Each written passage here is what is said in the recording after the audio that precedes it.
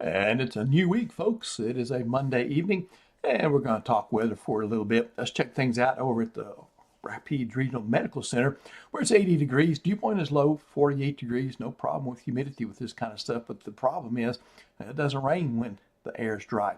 All right, looking at the sky, we are mostly clear. And likewise, as we head over toward, looks like the Natchitoches area, looks like a clear sky working in that direction over toward Sibley Lake, and we've slipped down to 79.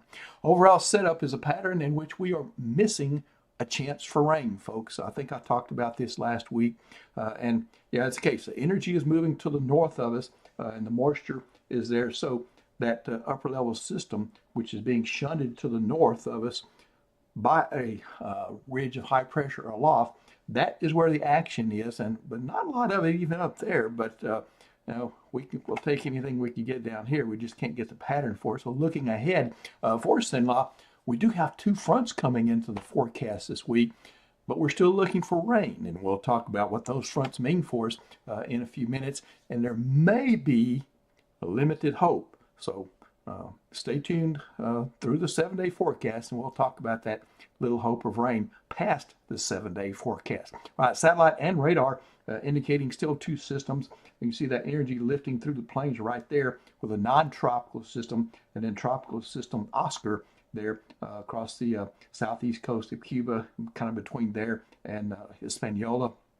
Of course, that has been was formerly a hurricane and was impactful for especially the central and southeastern part of Cuba.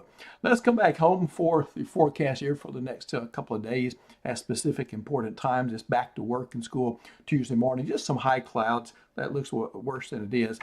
So we'll still be mostly sunny likely during the day. We'll lose those clouds and become full-time sunshine by the time you head back from work and school during the evening hours. Don't have to worry about the rain gear this week. I'm not expecting any rain in the forecast, and into Wednesday, likewise, maybe a few clouds, and during still mostly sunny as we head into Wednesday evening, and yet still no rain. Here's a tropical system, Oscar. You see that looks like the enhanced convection is kind of dissipated some, but we still have a circulation center, and we still have a tropical storm, at least occurring to the hurricane center, but barely at 40 miles per hour. Now, Oscar's going to take off toward the northeast under influence from an upper level trough there west of the Bahamas, and that will pick it up and steer it in that direction and keep it away from the United States, but it will remain a concern to shipping lanes and mariners out in the Atlantic. 7-day forecast then, we see some couple of warm days, especially Wednesday and Thursday. Look like the warmest, where a few thermometers could touch 90 degrees, unfortunately. But we'll see nice mornings. You can see that, but there's a little bit of an overall upward trend there, a little bit of a warming trend.